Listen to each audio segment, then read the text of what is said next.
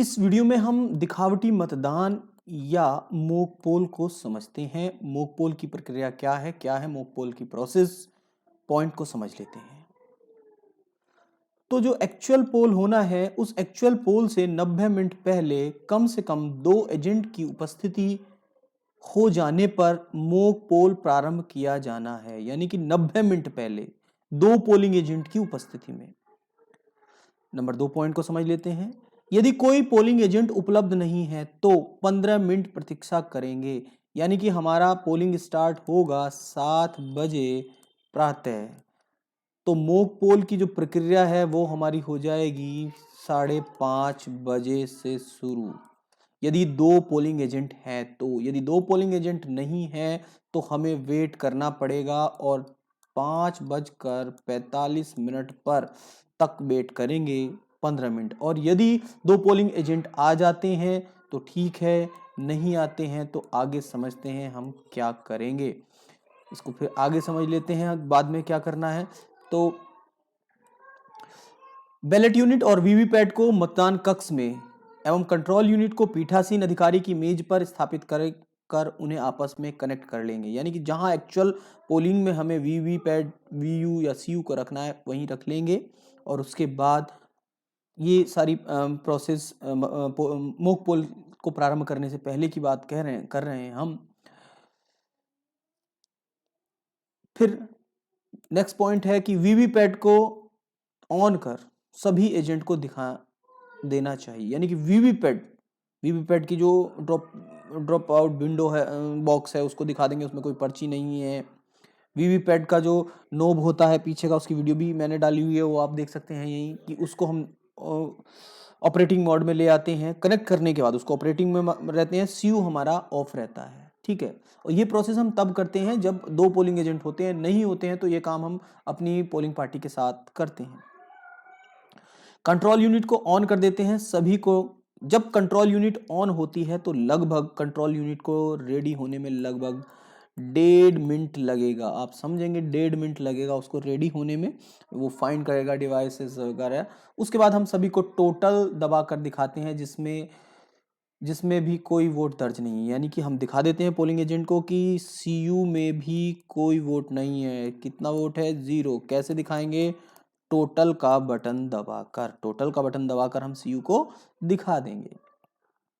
ठीक है, उसके बाद हम एक बार टोटल के बटन 0 दिखाने के बाद, 0 यदि वो नहीं मानते हैं तो हम CRC भी करेंगे। CRC यानी कि क्लोज का बटन पहले दबाएंगे, उसके बाद रिजल्ट, उसके बाद क्लियर।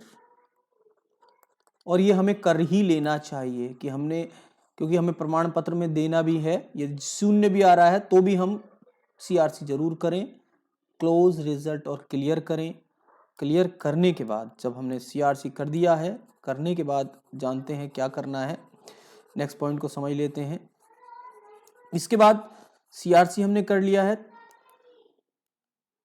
मॉक पोल के तहत सभी प्रत्याशियों को नोटा सहित बराबर मत देते हुए कम से कम 50 वोट का मॉक पोल करेंगे। 50 से कम नहीं करेंगे, 50 वोट का मॉक पोल अवश्य करना है। ठीक है, मॉक पोल के पश्चात यानी कि जो हमने, अब मॉक पोल हमारा डन हो गया है। ठीक है, मॉक पोल में हमने कम से कम 50 वोट डाल दिए हैं। अब क्या करेंगे? इसके बाद हम करेंगे अपने मॉक पोल को क्लोज। अब समझ लेंगे, समझने वाली बात यही आती है। मॉक पोल क्लोज किया है, मॉक पोल हमने क्लोज कर दिया है। CLOSE close, mock poll close हो गया है। आप समझ लीजिए, mock poll close, mock poll क्या कर दिया है? क्लोज। यानी कि CRC का पहला स्टेप हो गया है, आप यही समझ लीजिए। ठीक है, फिर CU पर रिजल्ट बटन दबाकर मॉक पोल का रिजल्ट प्रदर्शित करना चाहिए। यानी कि अब हम क्लोज करने के बाद अब हमने रिजल्ट दबा दिया है। रिजल्ट आप समझ रहे हैं? तो CRC का दूसरा स्टेप हो गया है जब हम मॉक पोल का रिजल्ट देख रहे हैं। जब एक कैंडिडेट का रिजल्ट शो होता है 7 सेकंड के लिए, फिर 2 सेकंड का सीयू पॉज लेती है, फिर दूसरे कैंडिडेट का रिजल्ट 7 सेकंड के लिए शो होता है। इस तरह से वो जितने भी कैंडिडेट हैं सबका रिजल्ट शो कर देता है। ठीक है, सीआरसी के 2 स्टेप हो गए। इसके बाद जब हमने रिजल्ट बटन दबा दिया है, मॉक पोल का रिजल्ट प्रदर्शित करना, फिर मिलान। ठीक है, अब क्लोज बटन के बाद रिजल्ट जो आया है उसका मिलान हम वीवीपैट की पर्ची निकाल कर करते हैं। ठीक है, अब वीवीपैट की सारी पर्ची निकाल ली है, अब पर्चियों से मिलान कर रहे हैं हमने, क्योंकि हमने जो मॉक पोल सर्टिफिकेट बनाना है उसमें भी मिलान वाला रिजल्ट भरा जाता है, वो हम भर दिया है। देख रहे हैं कि जो सीयू में प्रदर्शित हो रहा है, एक कैंडिडेट को हमने मान लो 10 दिए हैं तो 10 ही आ रहे हैं, 10 ही पर्ची निकल रही हैं, और जो हमने बैलेट इशू किए हैं वो भरे हुए रहते हैं उसमें मॉक पोल सर्टिफिकेट में, वो भी इतने ही आ रहे हैं। तो इसके बाद ये हो गया है।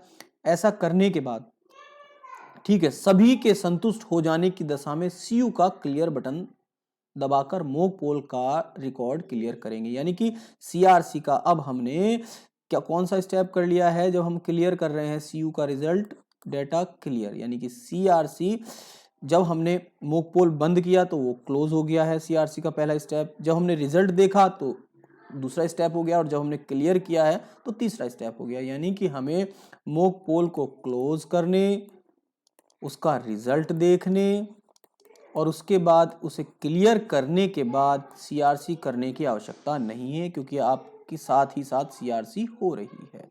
ठीक है, अब नेक्स्ट क्या करेंगे, इसी के साथ ही वीवीपैट की छपी हुई समस्त पर्चियों पर मॉक पोल की मोहर लगाकर, मॉक पोल की मोहर लगाएंगे, उस पर सिग्नेचर नहीं करेंगे, और काले लिफाफे में रखकर, वह लिफाफा प्लास्टिक के बॉक्स में रखकर पिंक, जो हमारा काला लिफाफा है उसको लाख से सील किया जाएगा, लाख से सील किया जाएगा इस तरह से, और उस पर एड्रेस पूरा लिखा जाएगा, विधानसभा कौन सी है, पोलिंग स्टेशन कौन सा है, पीठासीन अपने सिग्नेचर करेंगे, पोलिंग एजेंट अपने सिग्नेचर करेंगे, और उसको फिर हम प्लास्टिक के डिब्बे में रखेंगे, उस पर पिंक पेपर सील लगाएंगे और उस पर भी पूरा एड्रेस लिखेंगे। आप समझ गए होंगे।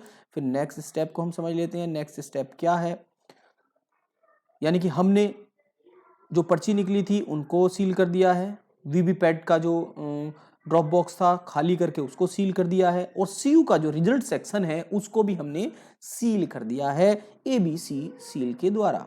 अब सीयू को ऑफ कर, यानी कि हमने पूरा प्रोसेस कर दिया, अब ऑफ कर दिया है, ऑफ कर इसे ग्रीन पेपर सील, यानी कि जो एबी हमारी सील है उस एबी सील के द्वारा, ए बी जो हमारी सील हमें संशोधित एबी सील मिलेगी और स्पेशल एड्रेस मिलेगा, एड्रेस टैग मिलेगा, उसके द्वारा हमें वीवीपैट को की रिजल्ट सेक्शन को सील कर देना है।